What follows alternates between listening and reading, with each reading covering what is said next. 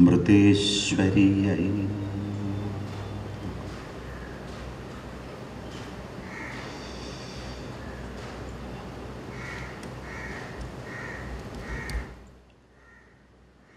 I humbly bow down at Amma's lotus feet. My namaskarams to every one of you. Let's begin.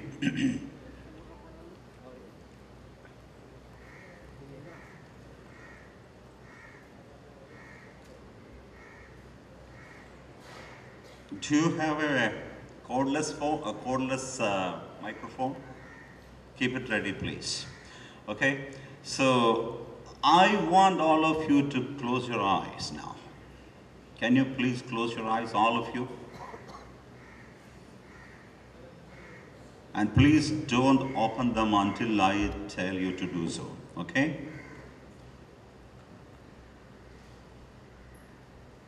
Has everyone closed their eyes? Yes. Now, I want you to just sit without thinking about anything, doing nothing.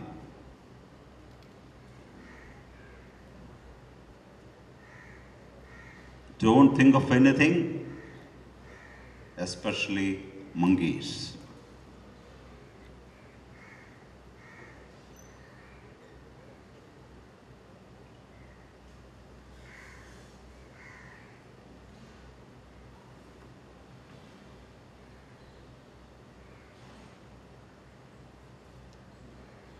Now you can open your eyes.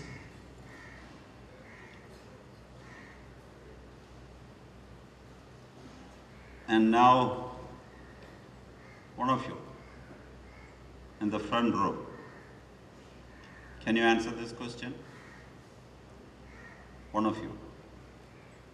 Were you able to sit without thinking about anything, doing nothing?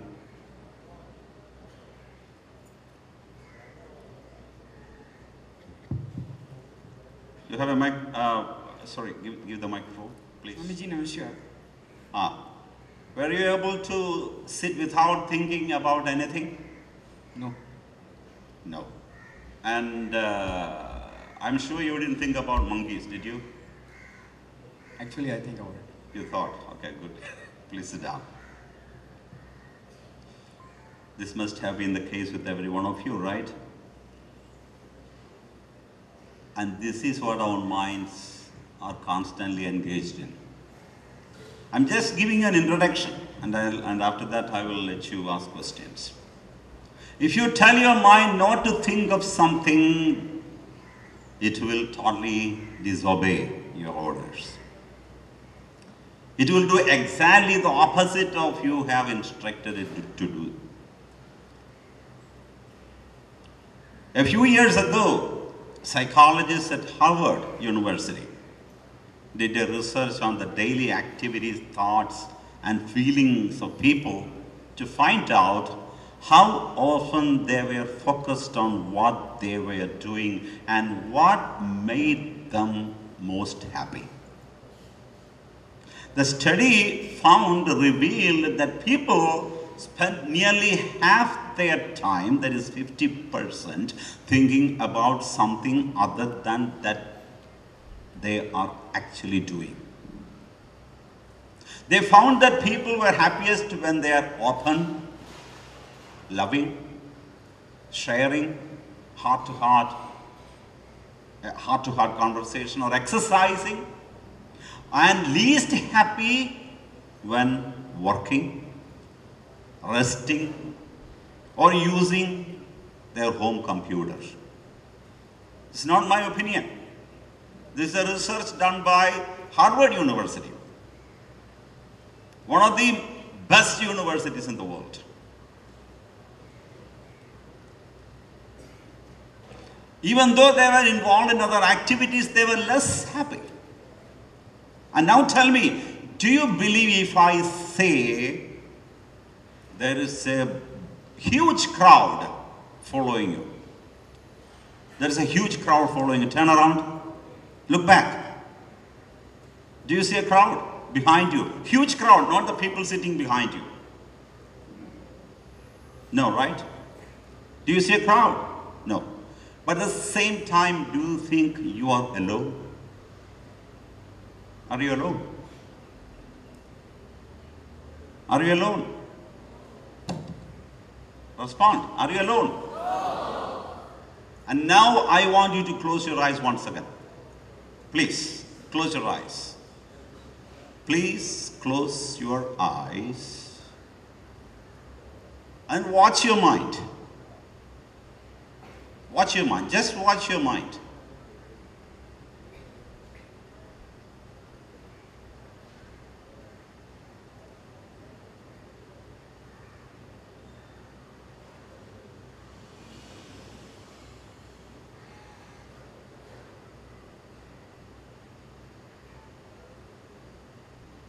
Now please open your eyes. What did you see? What's going on there? What's going on there? There's a whole crowd within, correct? Huge crowd, humongous. Literally everything you thought you left behind is following you, aren't you? Your home, your parents, siblings, the constant bickering at home, the city or small town where we live, friends, college, classmates, boyfriends, girlfriends, the pleasure of love and pain of separation, all the mischiefs those of you, all the mischiefs you have been doing or you were doing, and all the mischiefs that you wanted to do here, or some of them which you did already within the last couple of days. And those who are working, see your workplace, co-workers, the angry boss, endless, endless. The entire past. You thought you left it, right? At least, intellectually that is the feeling. Physically that's the feeling, you left everything. But everything is within you. Every single thing insignificant and significant. Am I right? What do you think? Can you please say yes or no? Yes. What is that? Yes? Two? Everything exists, right? Yes. Okay. So now don't you agree with me that a humongous crowd is following you? Yes. Now this is our main problem. We cannot forget. We cannot forget, even if we want. And not only that, we give reality and identify with the noisy crowd of our past. And Amma says the past is a ghost. The past is a ghost.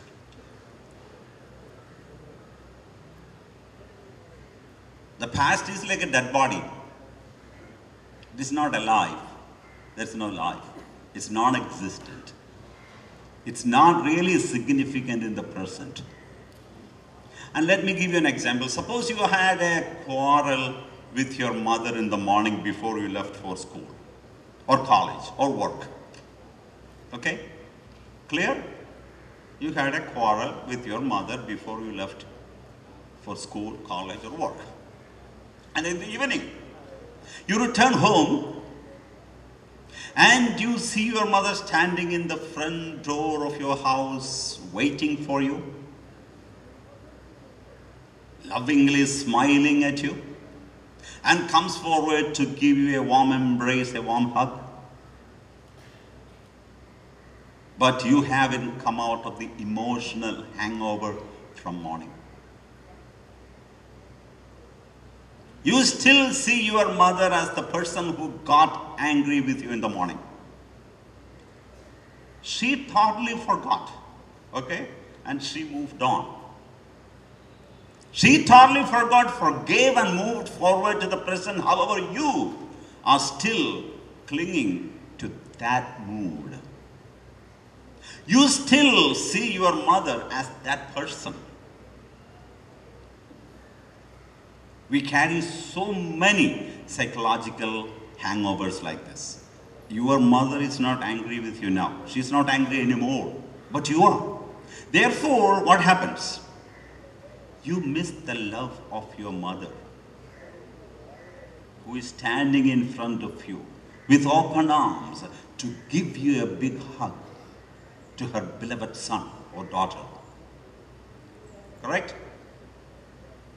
What do you think? Yes or no? Yes. Are you listening? Yes. Are you here? Yes. In the present moment? You miss the beauty and charm of the love she is expressing now in this moment. Conversely, you are looking at a non-existent person. Not your mother. You don't see your mother. Instead, you superimpose a ghost that existed in the past. Everything depends on you, the source. You are the source. You are the source of your anger. You are the source of your love. You are the source of your jealousy. You are the source of your hatred. And the source is none other than you. Now, I'm not saying that the past is completely useless. That's not the point. It is useful for remembering certain things in our day-to-day life, such as remembering your parents, wife, children, siblings, way to school, college, work, for recalling your lessons. It also helps while driving in the office to recognize your co-workers, subordinates, your boss. So how do I practice to be in the moment? You must have asked this question to yourself or to your friends. How do you practice? How do I practice to be in the moment? Do you have any tips? Yes. Here are some simple tips you can try. Listen carefully. Normally we consider a means to an end. Correct? Means to an end. What you have to do is make that action as an end itself.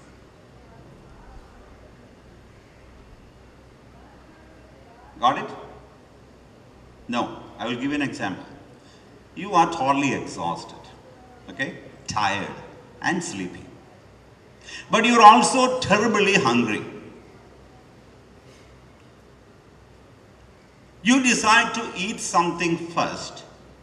So you sit in front of the dining table. Your mother serves a delicious meal. But while eating, you will also be thinking, I am eating because I am going to sleep after this. What will happen now? What will happen? You will miss the delicious dinner totally. You gulp everything down without chewing it properly. You go to bed like that, and what happens when you eat without chewing the food properly? Are there any medical students here? What happens when you swallow the food without chewing it properly? What happens? I'm not a medical doctor, but any medical doctor would say it causes many health problems. Mainly, it can lead to a condition known as gastroesophageal reflux disease, GERD, which causes heartburn and other symptoms. Not chewing food enough can result in insufficient nutrients for your body. It can lead to increased risk of bacterial overgrowth. It increases the risk of food poisoning. Most importantly, you miss the enjoyment. Right or wrong? Right or wrong? Right or wrong? Most importantly, you miss the enjoyment. What is the sole purpose? What is the sole aim of everything that we do in life?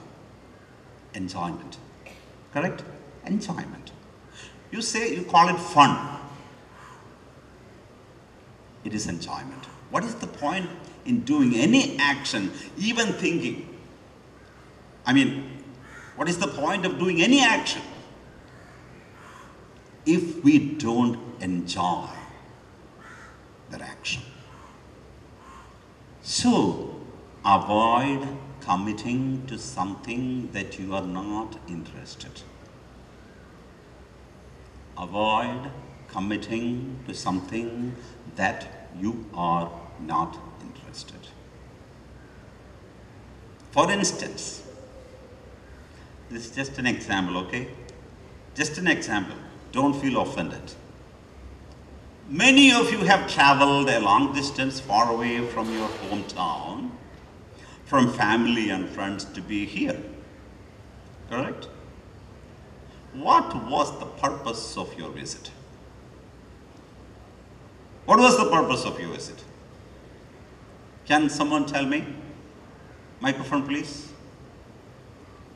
What was the purpose? Can you please? Where is the microphone? The one with the hand on the chin? Yeah, please. What was the purpose of your visit? To enjoy. To enjoy what? To enjoy the ambience here, to enjoy and to fit among the people. And to participate in all the talks, in all the performances, all the sessions, the enriching experience, a new avenue, right, of knowledge. Correct? Please sit down. So the purpose was in the sightseeing, right? The purpose was in partying. The purpose was in loitering. The purpose was in skipping the sessions and finding places to enjoy other things. None of this, right? The whole purpose was to enjoy the entire event. And that has to be the sole goal. And once you are here, you have to be here and fulfill your commitment. Else, you should have stayed back in your respective cities. Am I right? I'm not, this is not a personal criticism or anything. I'm just giving you an example. If you don't stick to your commitment, whether it is here or somewhere else, you are a loser. You lose the opportunity. You will not be able to enjoy anything here, and you will miss all the good things, the enjoyment of being in your hometown, with your family, with your friends. You miss everything.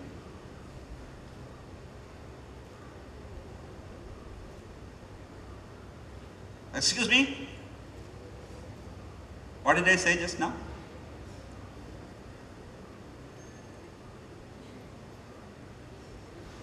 Are you a participant? What did you say just now? Can you please repeat? We'll miss everything.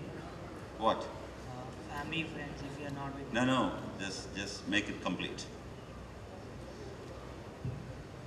Because you were not here. You missed. You were not here. Right? Yeah. You were not in the present. You missed the point. Because you were totally engaged with your Android phone. Correct? Please sit down.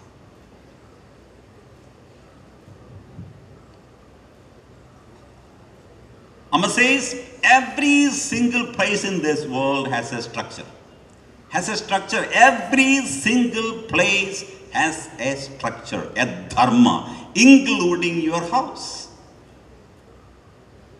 True or false? True or false? True. Including your house. There is a structure. You will be a misfit if you don't follow the structure. Nobody will appreciate you. Moreover, not respecting the structure is a clear sign of your attitude. The other day, again, this is not a criticism. I'm just taking examples that you can relate to. You can relate to, correct? The other day, one of the participants wished me, "Good morning, sir." And some others call me uncle, seeing my, gray beard and my size. It's okay, I'm not offended. And I wasn't offended. So the boy said, "Good morning, sir." I wished him back. I wasn't offended at all. However, when you are in a place, it is important to understand the nature of the place, the customs of that place, the traditions of that place. That includes your behavior, even wishing and addressing the people there. Do you ever call your father, "Hey dude"?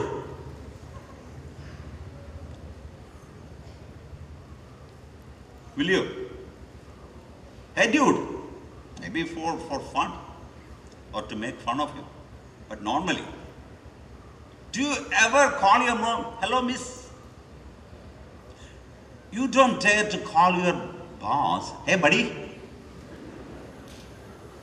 Never. That's not economical. So when you see a sannyasi, a person who wears ochre clothes, you call him or her Swami. It's just a normal thing. A doctor is a doctor, a lawyer is a lawyer. You cannot call the lawyer a doctor. You cannot call the lawyer a peon. You cannot call the doctor a nurse. And this Tuesday, that's day after tomorrow, you are going to attend Amma's meditation. You will be there sitting like this, in front of Amma, right in front of Amma. And you may also get an opportunity to ask a few questions to Amma. And how are you going to address Amma? "Madam?" "Hello, miss?" No. "Amma." "Amma." And let me ask you a question.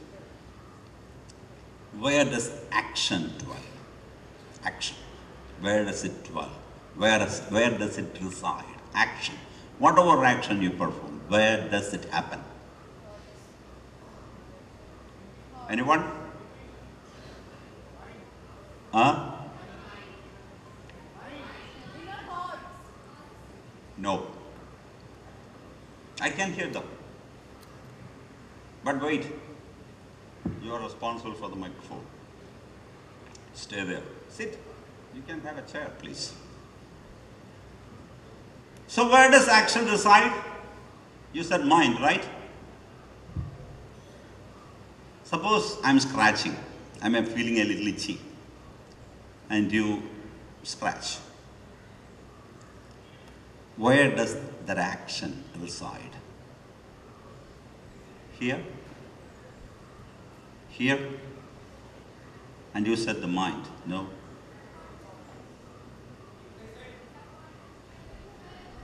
In the present. In the present. Action is always in the present. That's why action is most present. I mean, action is most powerful. Because it is in the present, and that's why it is important to be in the present now. And that alone, action alone, is under our control. Neither the past nor the future. The future is yet to happen, and we don't know what is in store for us. The past is dead and gone. You have absolutely no control over it. So only the present. So you agree, right? You agree that action is in the present. And now tell me, do you agree the full benefit of your actions, the benefit of your actions which is in the future, if you are not present in the present? Will you get? If you are not present in the present, you don't get the full benefit of your action, correct?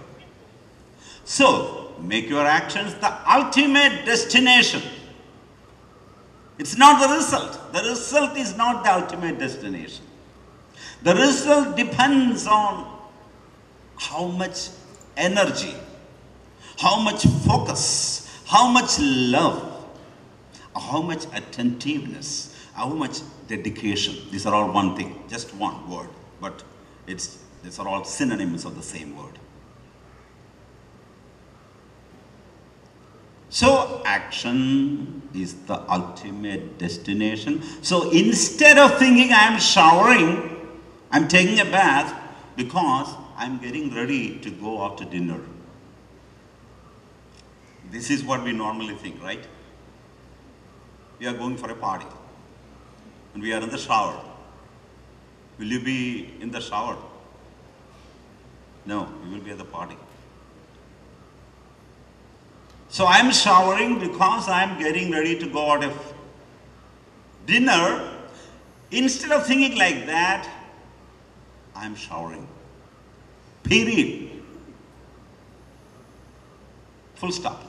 I am showering. Let the showering be full, complete, a rich experience in itself.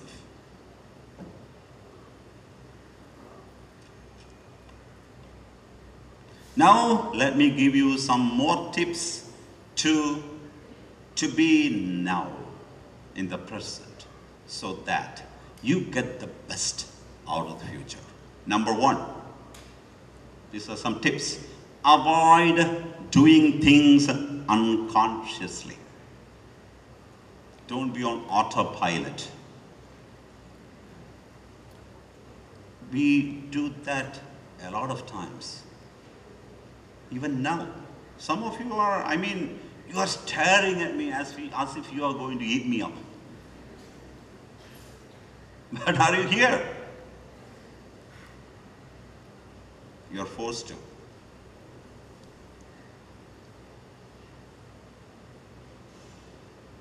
Brushing teeth. Are you there? You do it mechanically, unconsciously, correct? Bathing, unconscious.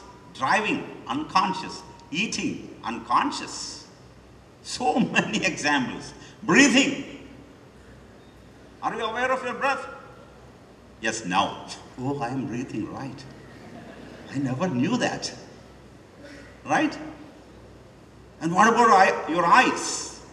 Oh, yes, I have a pair of eyes. I never thought about it. But now, yes, as Amma puts it, you become aware of your head only when you get a headache. So stop doing things unconsciously. 2, meditate every morning. Before you step out of the bed, meditate for 5 minutes. It can be anything. You can focus on your forehead.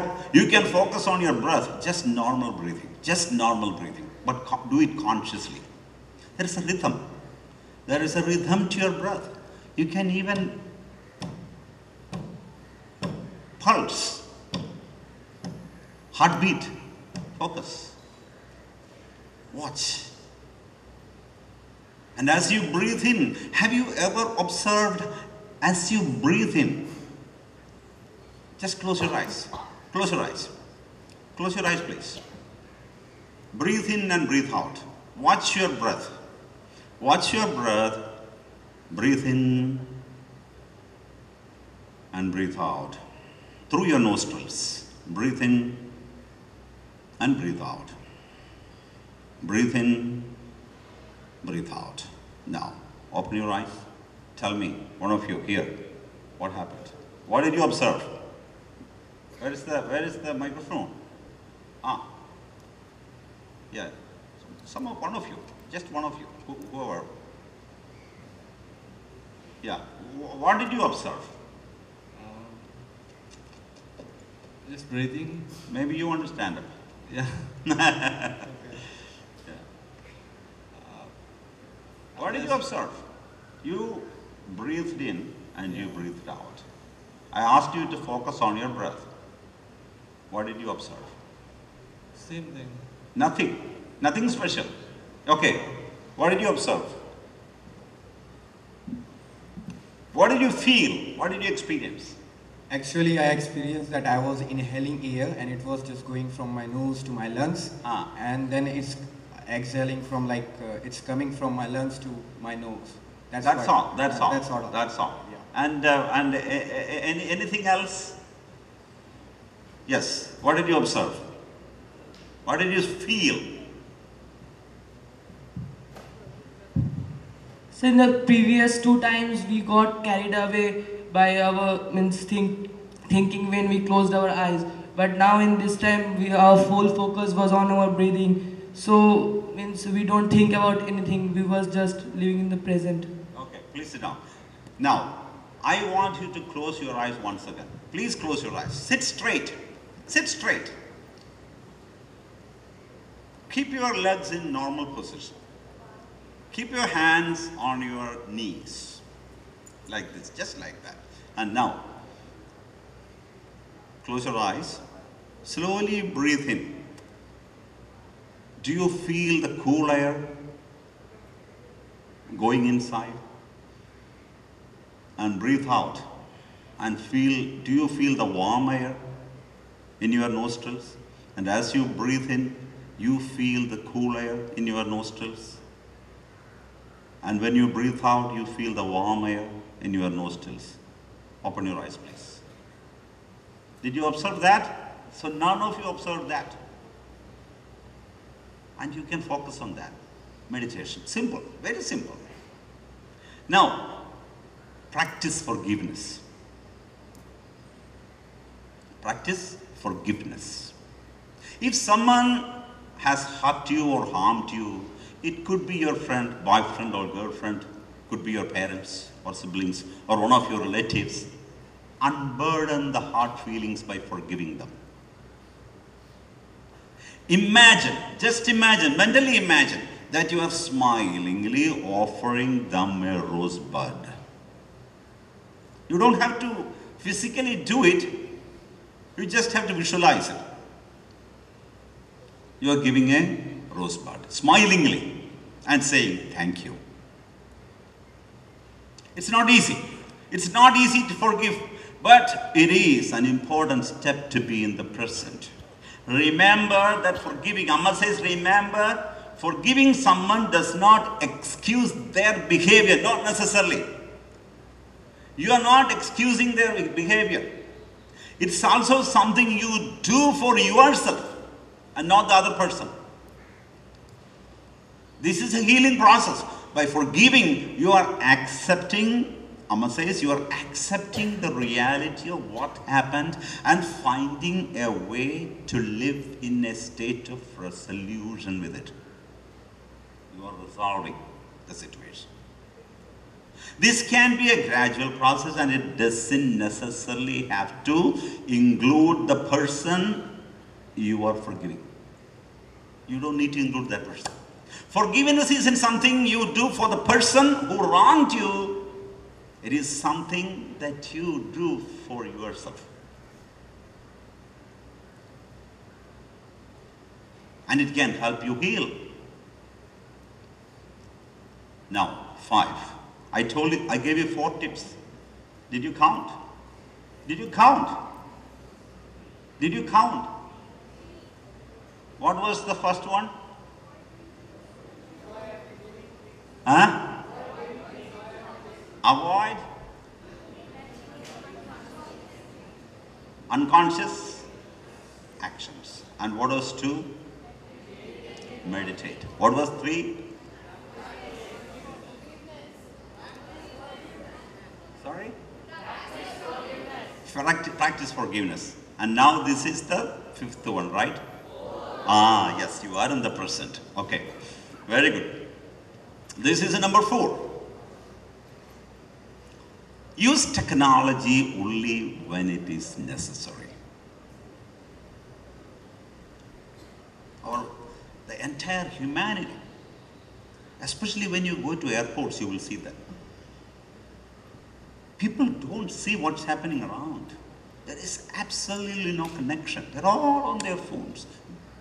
Their face buried in their phones. So while using electronic gadgets such as a cell phone, laptop, tablet, you are not living in the moment. You are not living in the moment. You're actually tensed. Have you ever observed when you text, you're not relaxed?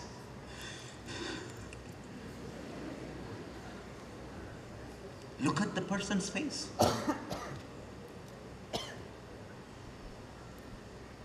You may say that you are reading an article, posting something on your FB, or chatting with your friend, or on WhatsApp, or watching something, a video.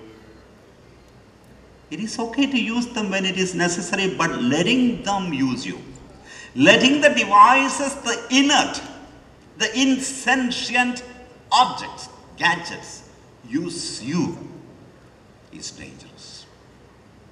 Why? Because the reality of our existence lies with your surroundings, not with these insentient things. You become alive and live life only when you establish contact with people, with family, surroundings, nature, and above all, God. So be aware and never allow yourself to be an addict to technology. It will increase your blood pressure. It will increase your cholesterol level. It will affect your health. It will affect your intellect, your memory power, your emotional maturity, including scrolling. Avoid scrolling, unnecessary scrolling. And again, if you watch a person doing scrolling, he's not relaxed.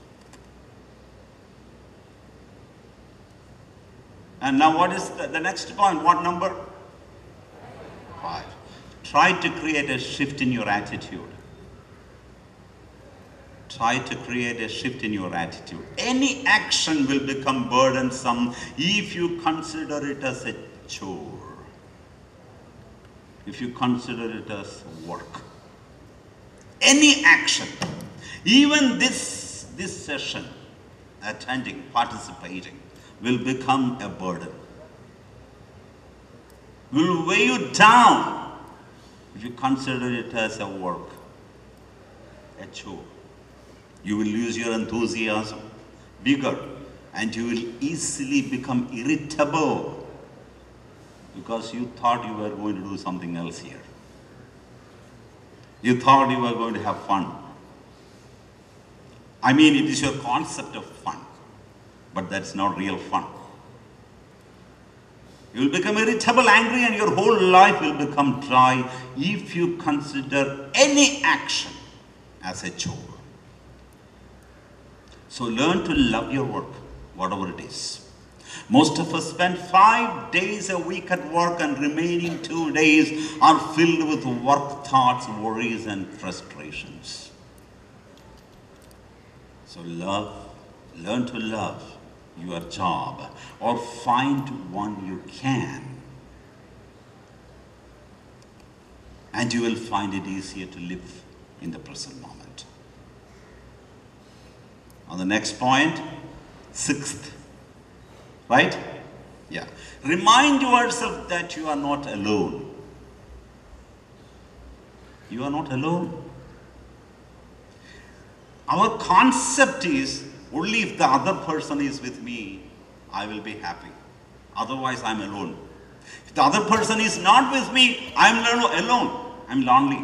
I'm unhappy.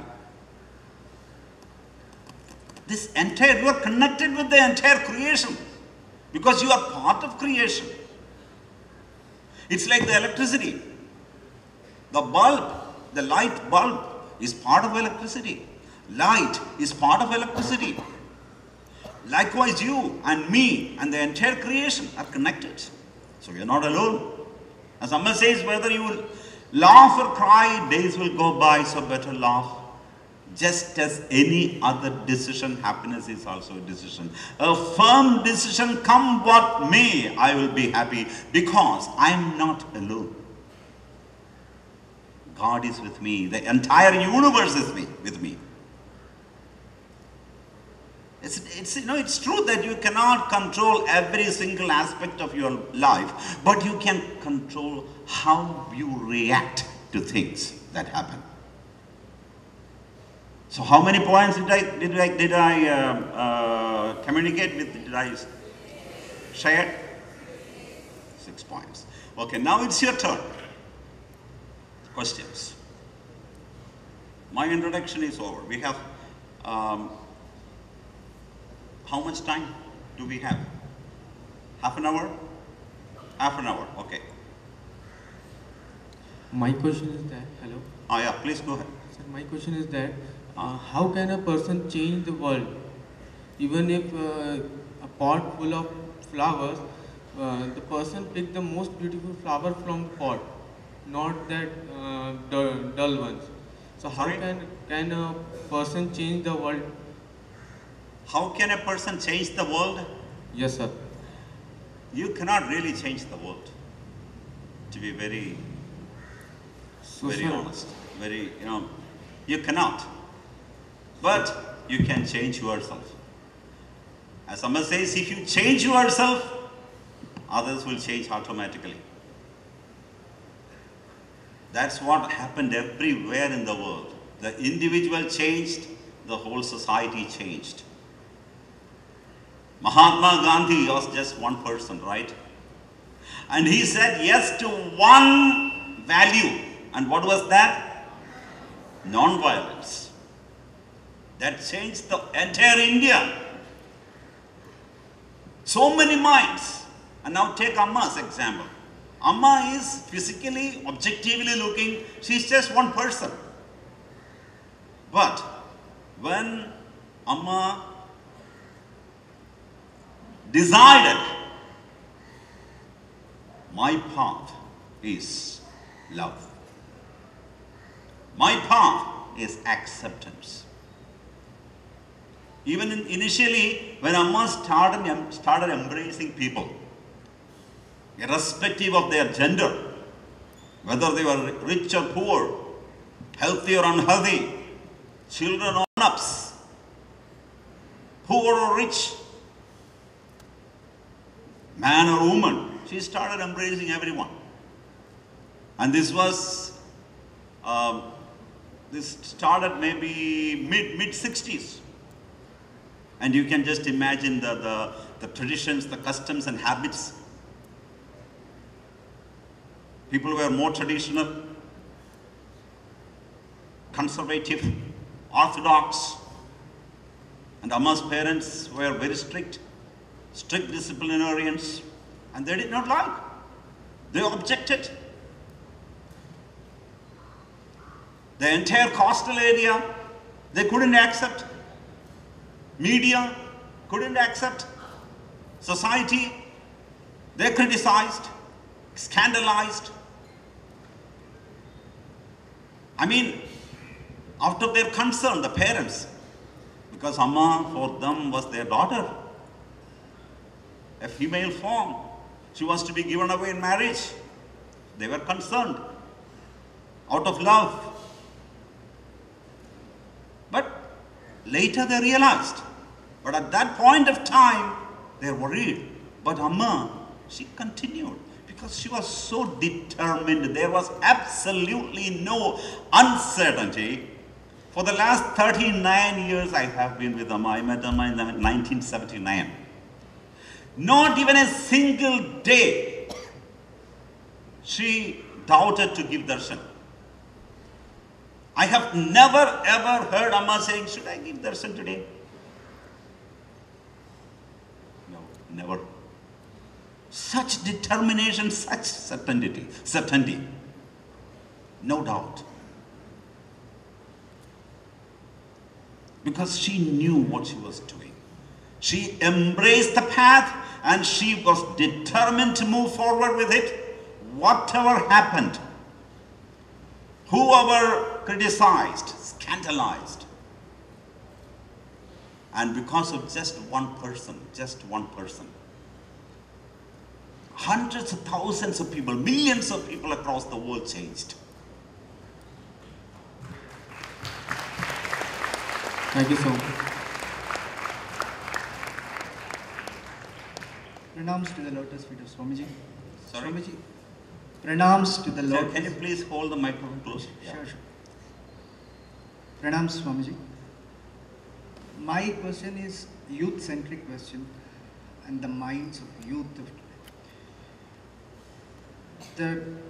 The young population, the 40% of the young dominated population of this country is suffering from a lot of, Sorry, I can't hear you. If you could kindly hold the microphone closer Sure. and speak louder. Sure, Swamiji. Yeah. Is it audible now? Yeah.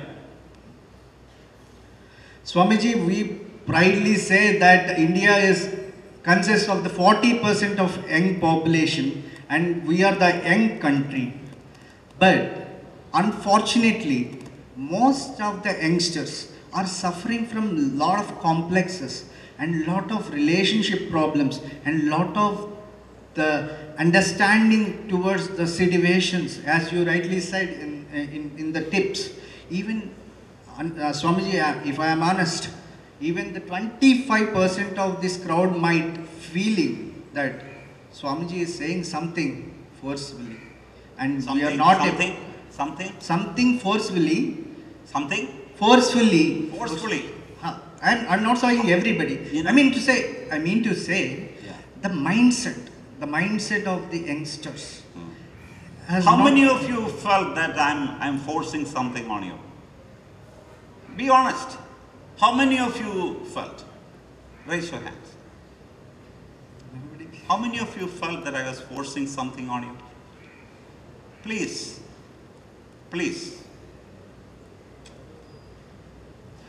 Okay, go ahead. Can I continue, Swamiji? Yeah. Definitely there will not.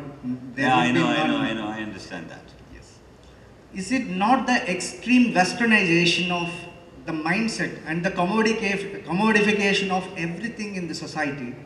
Is it not the consequence of, and is it not the impact of the extreme westernization instead of modernization and modernizing our traditions? Is it not the westernization and adopting the western narratives and trying to follow which we don't belong? Is it not creating this kind of attitudes which is not allowing our youth to understand our values and thinking that these values are outdated and not upgraded? And the second part, this is at the personal level, Swamiji, and the second part, are we not seeing the youngsters who are in the university, the prestigious universities of this country saying Bharat ki barbadi tak jang rahenge. And are we not after the Chagaviras and are we not after the Western philosophies like communism? Is it not the consequence of wrong narratives that we are following? And while we are not able to correct the narratives, so how can we expect the 40% of this young population of this country to lead the country towards towards the path of dharma or something, whatever the what you can say, the self-realization, whatever the higher values of this country? Can you please sit down? Yeah. Please sit down. I mean, forget about self-realization. But here, look at this hall here. There's so many youngsters. I mean, who are at least keen to know. Maybe they are just curious. But they have the bent of the mind. They have a bent of mind to understand. So understanding is there, but it also depends on so many factors. Most importantly, it is the parents. The atmosphere. Amma gives a beautiful example. There is samskara That's a Sanskrit word, samskara. And how do you translate that into English? Samskara. What is the word used? Culture. Correct? And when in the lab you send your sputum or your urine to culture, correct? And what happens there? There is this very conducive atmosphere there in the lab that new bacteria grows. Correct? That's culture. The atmosphere. In a similar manner, that atmosphere has to be created in the houses. And who is responsible for that? Who is responsible for that? Parents.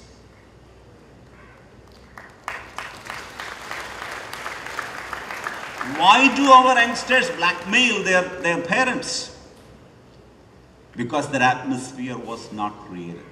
They failed. Let me ask you, suppose your parents were always particular that they should be in the family shrine. They have a family shrine room. In most houses, they don't have family shrine room these days.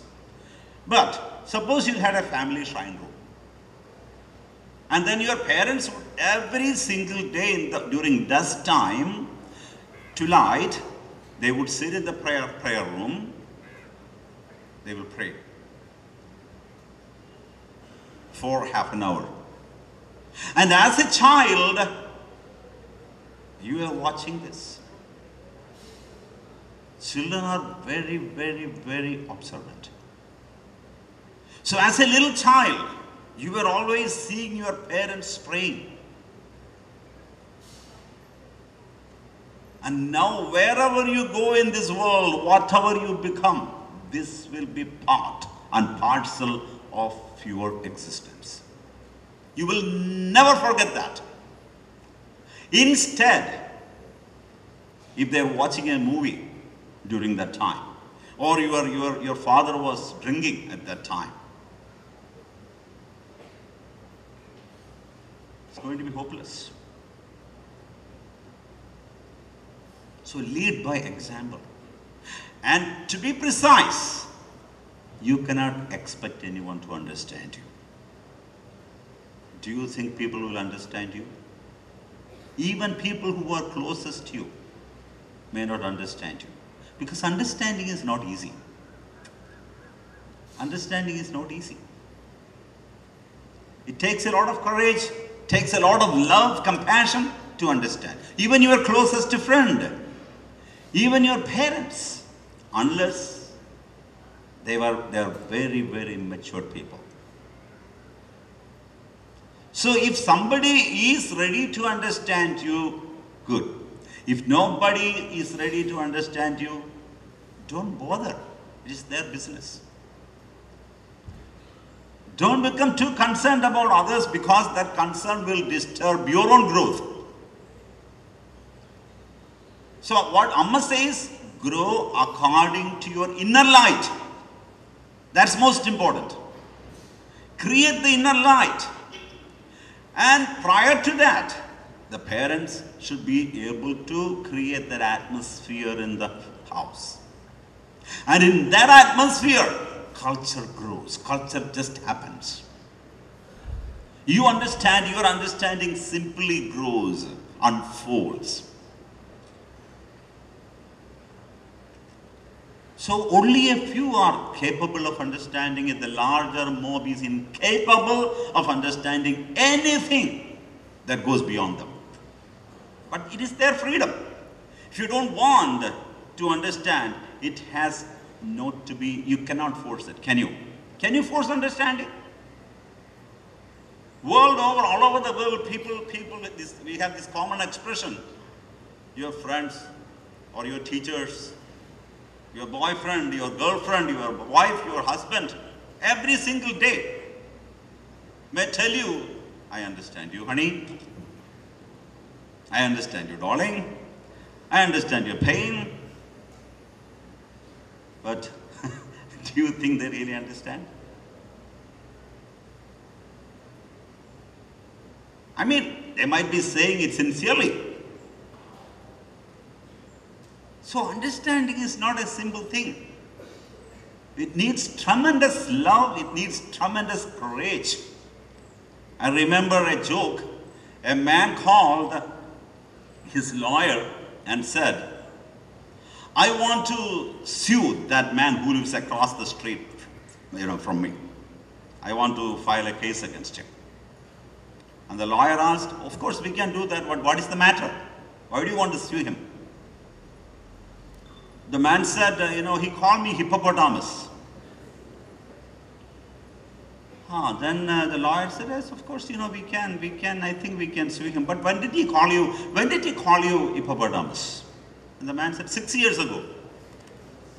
6 years ago, the lawyer exclaimed, why have you waited for so long to file a case against him? Well, the man said, actually yesterday I took the kids to the zoo and it was the first time I ever saw a hippopotamus.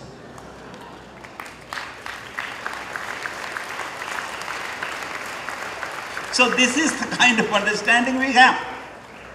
It happens, but only after we go through an intense experience.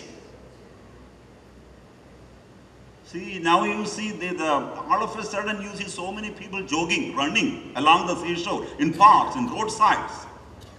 Everywhere you see people running and jogging and doing exercises and doing yoga. And you ask them, why?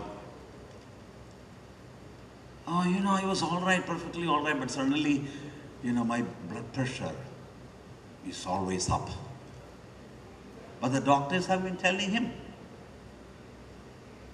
exercise daily.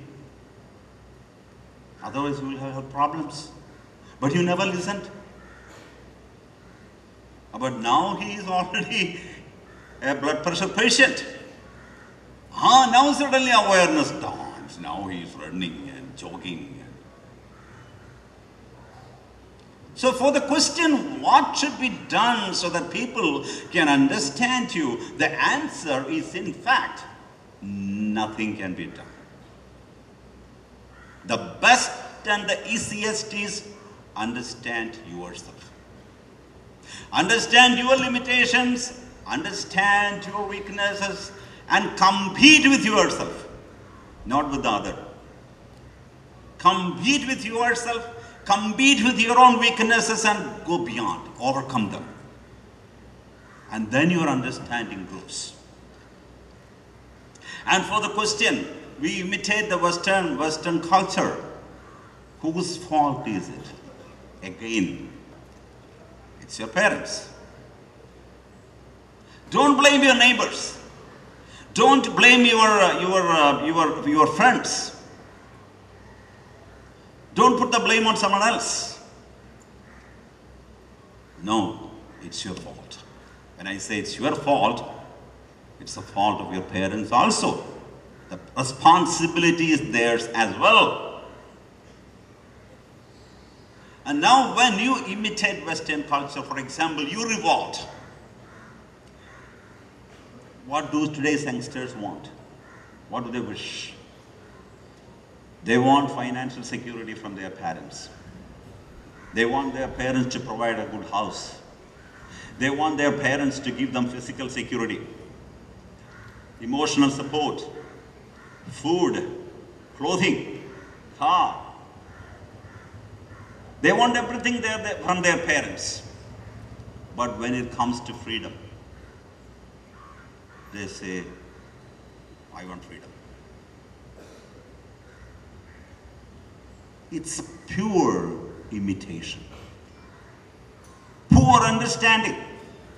In the West, when a boy or girl reaches the age of 18, they are of their own. They are totally independent. They work in a restaurant to earn money, in a petrol pump, in a gas station. They wash dishes. They do any kind of job, even menial job with meager earning. Do our youngsters do that? Are any one of you willing to do such a job? Are you? But you don't imitate that. Because that needs a lot of courage. That needs a lot of dedication. That demands a lot of understanding.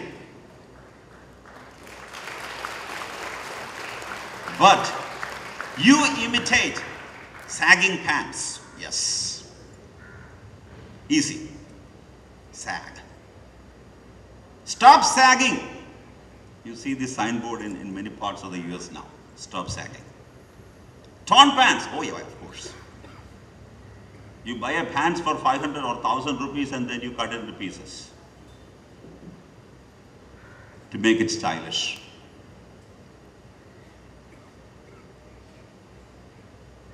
And how do you celebrate your birthdays? How do you celebrate your birthday? Tell me. You invite friends and your family, close relatives. You will have a nice cake, delicious looking nice cake, and you will have some candles. You light all the candles, and then happy birthday to you. Phew! You blow out all the candles. What a tradition is this? Where did you get this culture from? And do you know anything about it? Do you have any understanding? What is light? What is light? Light is love. Light is knowledge. Light is understanding. Light is beauty. Light is God. And what are you doing? You are driving God away. You are driving knowledge away. And you are inviting darkness.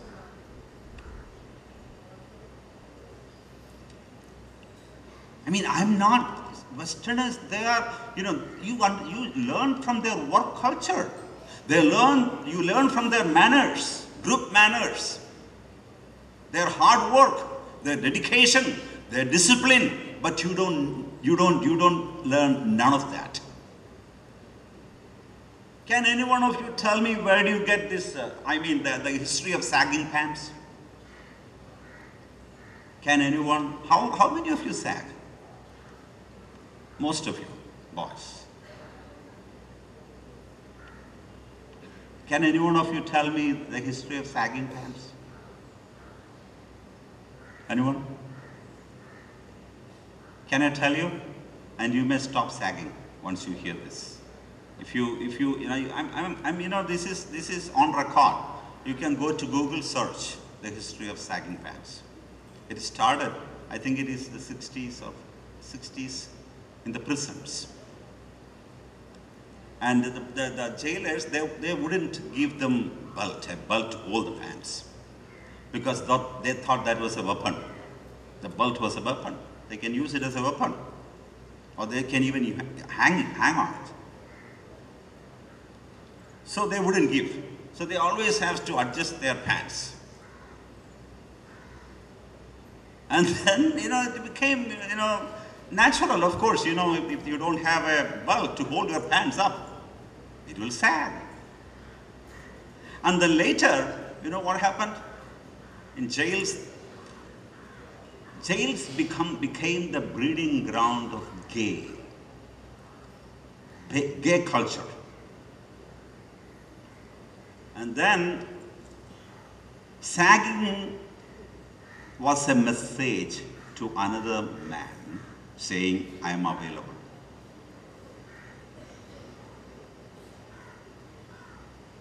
Now, how many of you will sag? How many? So, we don't understand these things. That's why we imitate. We have such a rich heritage, a rich culture. And we should, most importantly, we should have a sense of belonging. Otherwise, you will lose your identity. You will be sandwiched. You will lose your personality, your individuality.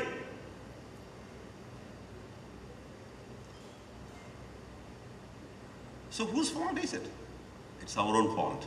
You cannot blame anyone else. You cannot blame Western culture. There is nothing wrong with Western culture. If it is understood properly, if you get the good aspects, good and bad aspects are everywhere, in all cultures.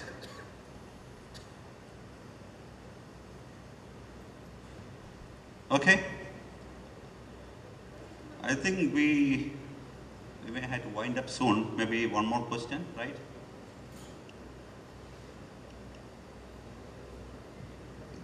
Swamiji? Yeah. Namaskar. Yes. Swamiji, my question is, in today's world, some people like youngsters trying to do good things, at least trying to do good things, but some people are there to judge them. So how to avoid that? Who are these some people? There are some. No, tell me who they are. Including me, my friends. You judge them? No. Then? But they judge us. Who? The one who staying. Let them judge. Let them judge. You can't. If you are convinced that you are doing something beneficial for society, if you are convinced that you are doing something which will uplift you, enrich you, then why do you listen to others? Because in the world there will always be someone judging. There will always be, some people will always dislike you. Even here, some people will like you, some people will dislike you. That is the nature of the world. Suppose you join hands with the people who dislike you. What happens now? Bad name comes. No, the other group will dislike you. Yeah, okay. Correct? Yes. So it always happens. The most important thing is you ask your conscience. Ask your conscience. Always have a private conversation with your conscience before you do anything. A private conversation. Because the conscience never lies.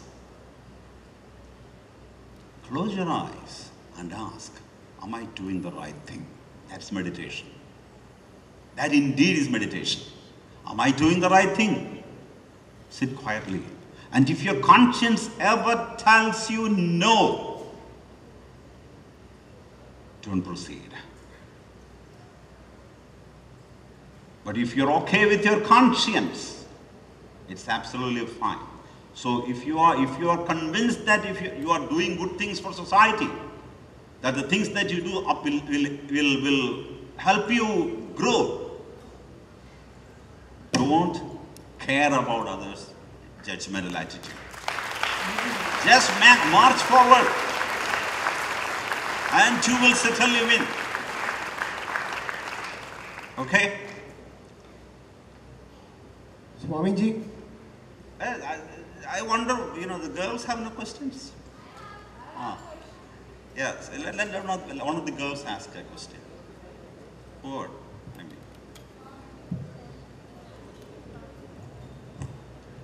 Namaskar, Swamiji.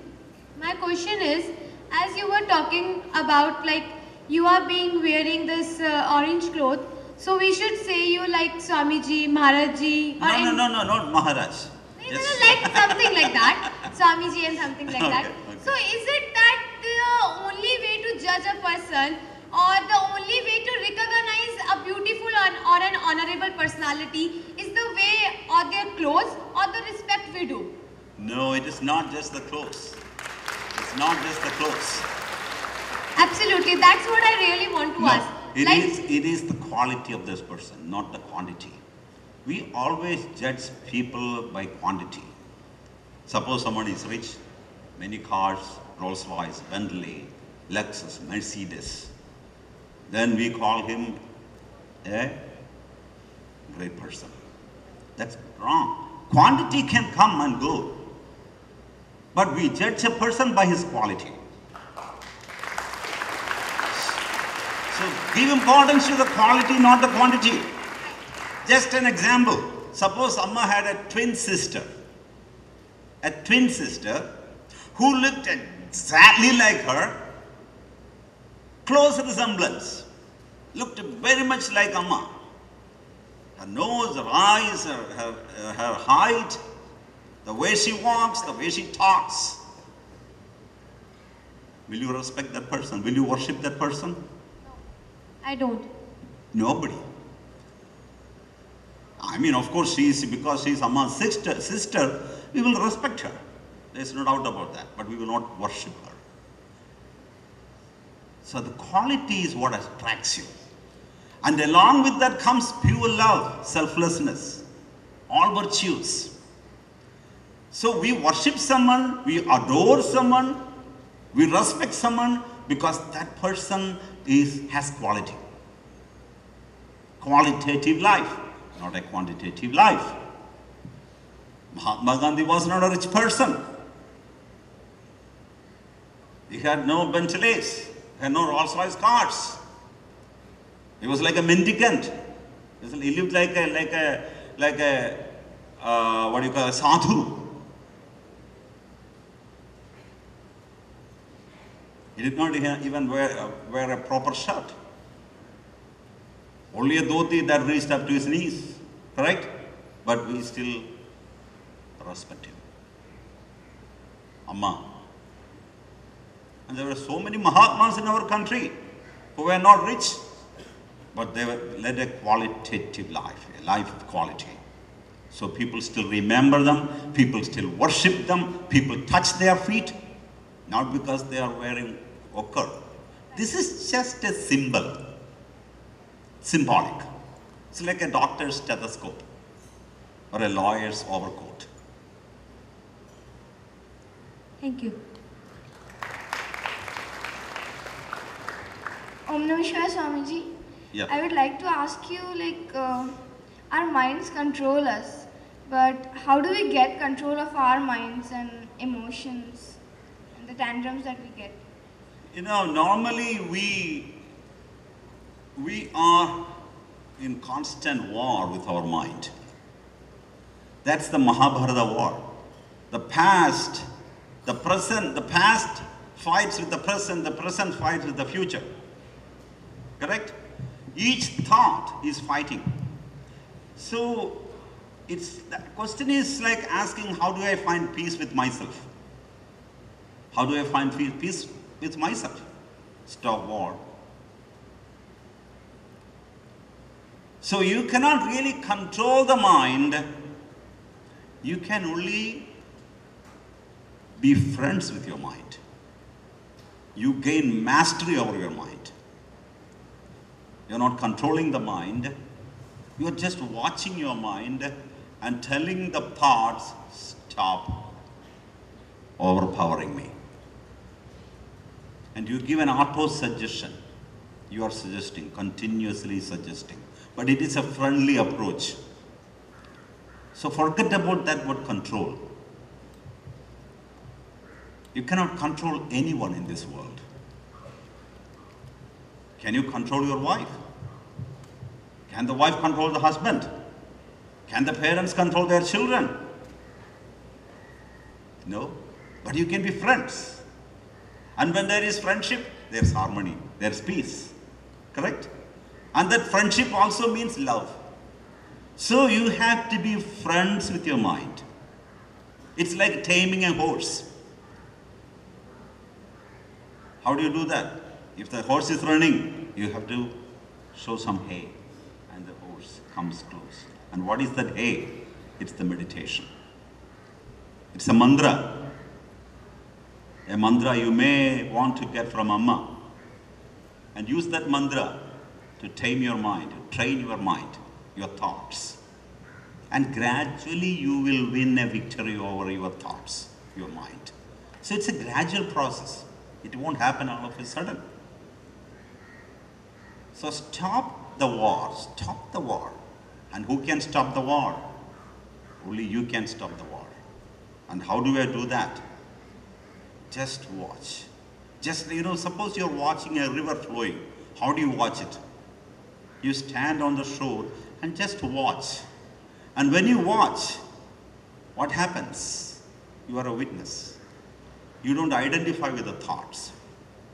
Your cooperation gives thoughts the strength. If you cooperate with your thought, it becomes stronger. If you cooperate with your anger, you become anger. Correct? You identify with the thought. So stop cooperating. The thing is, thoughts are fine. Thoughts will come and go. But don't act upon it. Then it is dangerous. Suppose there is a knife. You see a knife. Your mind tells you, take the knife and stab that person. The thought may come. The thought may come. But if you act upon it, if you really take the knife and stab someone, then it is dangerous. So you cannot really control your thoughts, but you can slowly, gradually, you can gain mastery over your mind and thoughts. And for that, you may have to do spiritual practices, such as simple practices, meditation, mantra japa, prayer. And then what happens? Suppose a thought comes, then you replace it with Rama. Another thought comes, again Rama, like Krishna, Om Krishnaya Namaha. Another thought comes, Om Krishnaya Namaha. I want to eat some, Om Krishnaya Namaha. You replace that thought.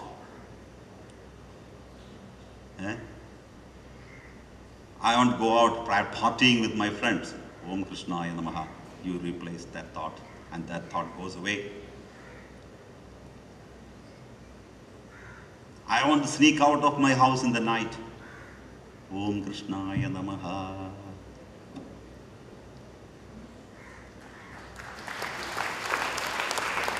Namaskar, Swamiji. My question to you is, what is one mistake you witness leaders making more frequently than others? Sorry? What is one mistake you witness leaders making more frequently than others? There is no such thing. Any mistake can lead you to Oh, the leaders. One mistake leaders make. That's more what? Frequently than others. Oh, one mistake. Oh, this is like a puzzle. You're asking me a puzzle? You please answer my question. I mean, you please explain what it is. No, Swamiji, actually, many a times we see leader or any person who is at higher seat, they find mistakes in their lower category people only. So, what is one mistake that you witness in leaders? Oh, okay. The one mistake is they don't recognize their mistake. That is the one mistake.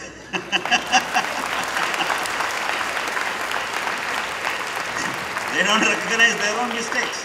That's the biggest mistake ever. Correct? Swamiji, I'm here. Yeah. So when you gave an example of a mother and child, so you told you are the reason for everything. You are the reason for everything. So as a leader, yeah, we are supposed to take up responsibilities.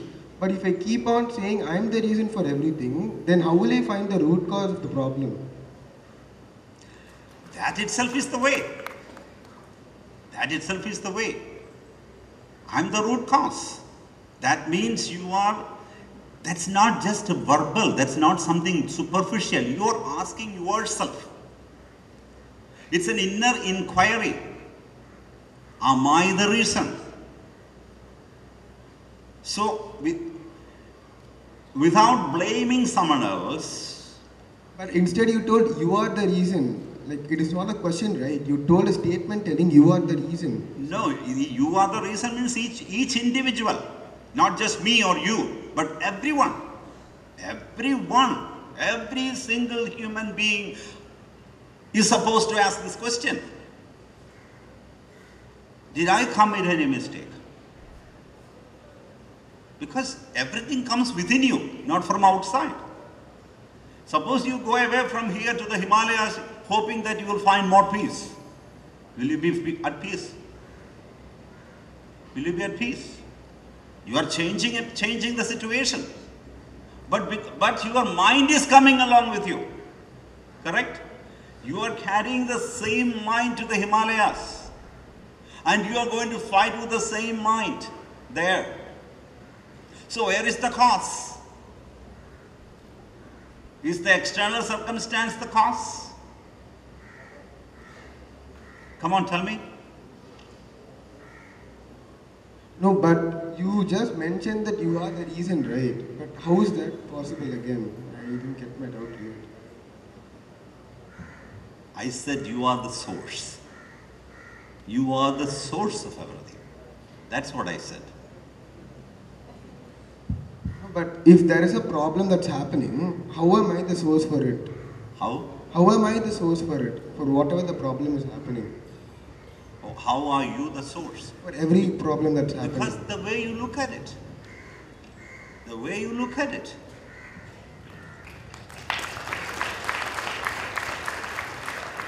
Suppose something goes wrong in your office, for example. And you can, certainly find fault with your colleagues, your co-workers, your boss.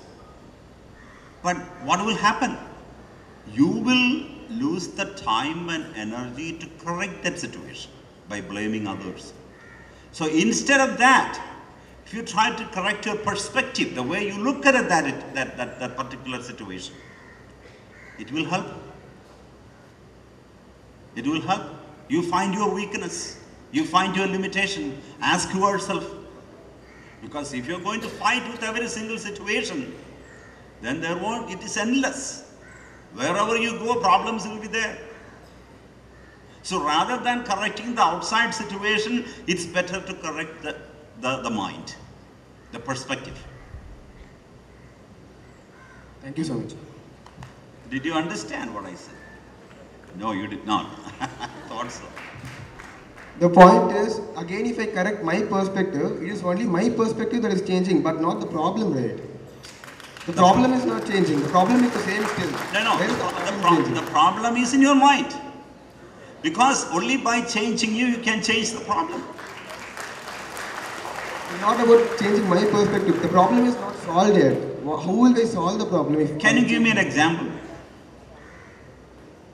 Can you give me an example? Okay, the same example that you gave. In the office, there is a problem. So there is some official problem that's in the office. So if I take up the responsibility and if I change my perspective, how is the problem solving? Problem is not solving, only my perspective. No, the problem may not get solved. It will still exist. But you will be at peace. If I take the reason, if I am the reason for the problem. If you change the way you look at it, you will be at peace. The problem will still be there. You can never correct any situation in this world. Can you correct any situation in this world? You cannot change outside situations. You can only change inside the mind, the way you look at it.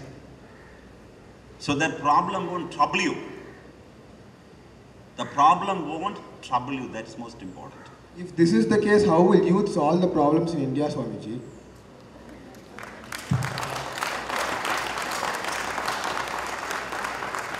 Only we should change the perspective. Are you here to solve all problems? Yes, Swamiji. As a youth, future, we are supposed to solve the problem. No, you cannot. You cannot solve any outside situation. You cannot change the world. Can you stop wars? Can you stop poverty? Can you stop cunningness of people? Can you stop people from being selfish? We should stop. Wait. Can you stop people being selfish? Can you stop multinationals from exploiting people? Can you stop your own parents advising you, controlling you? Can you stop your own wife from saying things to you, blaming you?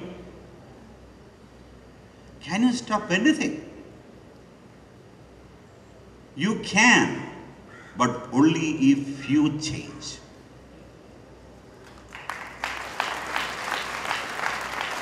So again, you're telling if you change, then they can solve the problem. Yes, you know, I will give you Amma's example. Amma changed her perspective. And she's of course solving problems. Problems of people. Isn't she? I mean, if you take a closer look at Amma's life, so many people's lives have changed because Amma changed. Krishna changed, I mean, so to speak. Or Rama changed. Even after 5,000 years, people are still worshipping him. People are still following his teachings, trying to practice what he taught. So where did the change happen? One more question. Did Krishna, you know, are you familiar with the Mahabharata, the Bhagavad Gita? And Arjuna had to face a situation, the war. Okay? The war. But Krishna did not change the situation. The problem still existed.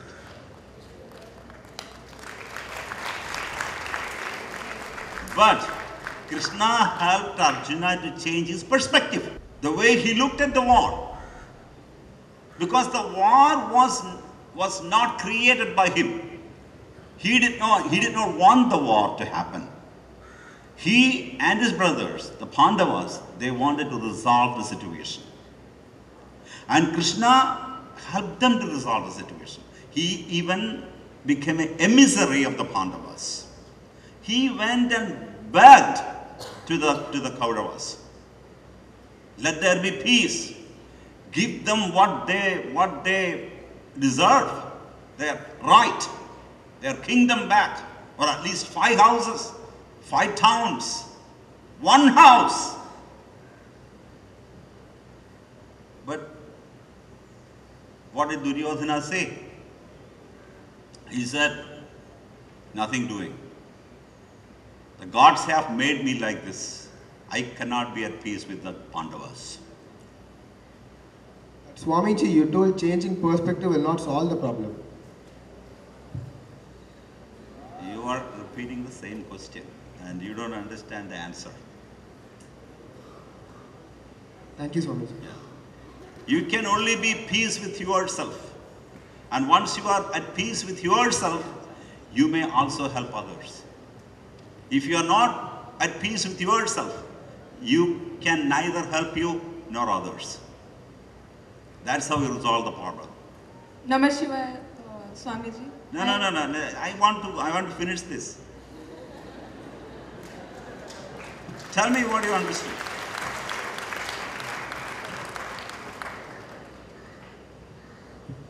No, thank you, Swamiji. Now you are at peace with yourself. Problem is solved, right? Because you are at peace with yourself now.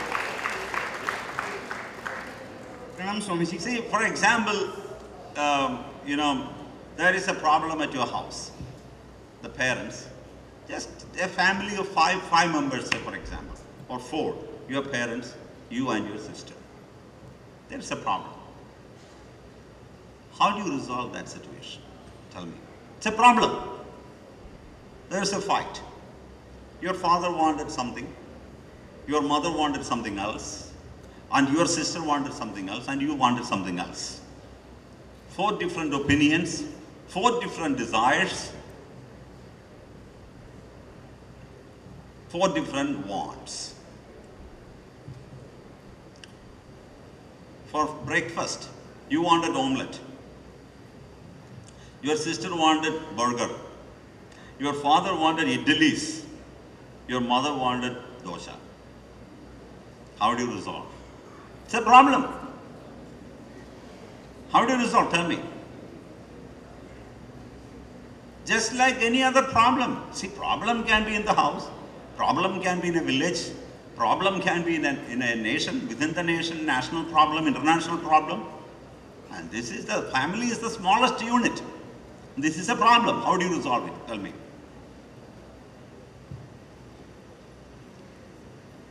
One of you have to. One of you have to. One of you have to reconcile. And how do you find peace with yourself? You may not be able to change the attitude of your sister who wanted omelette. Sorry, burger. You may not be able to change your father's decision who wanted idlis. You may not be able to change the desire of your mother who wanted dosa or chapati or puri or whatever. How do you resolve the solution problem? Come on, tell me.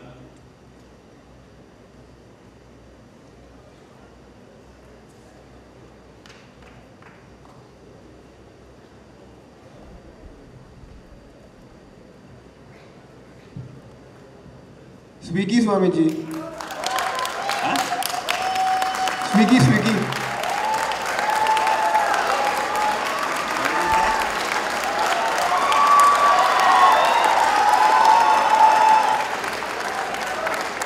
Sir, I didn't understand. Eh?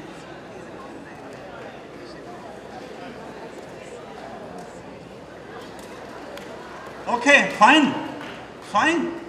So you order for? What do you order for? For all. Very good, wonderful. So you found the solution.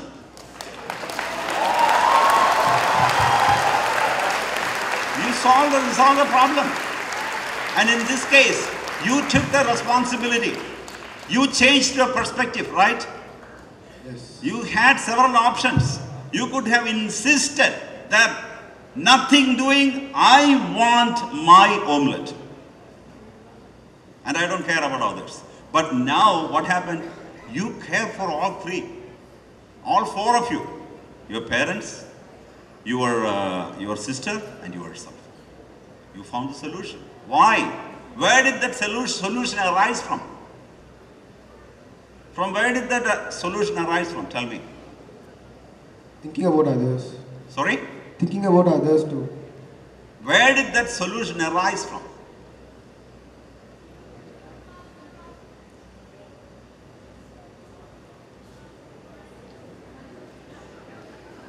Such an easy question. I know why you are not answering, because you have to say what I said. You have to say the source is me. Where did that solution arise from? From me. From you. So you were the source.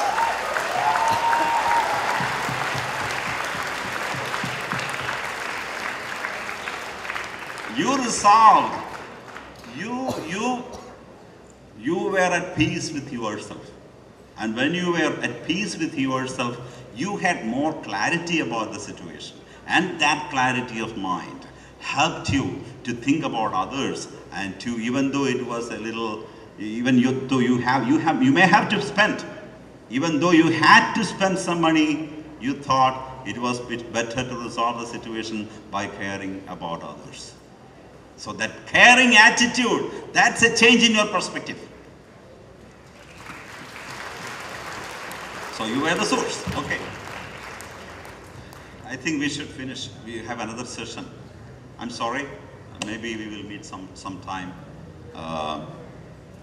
Maybe not this session, but I mean not during this summit. Later on, sometime in the future, in the near future, we will meet again. But always, if you have any questions, doubts, you can approach me personally. We will talk. Thank you so much. Om Amritanandamayi Namaha.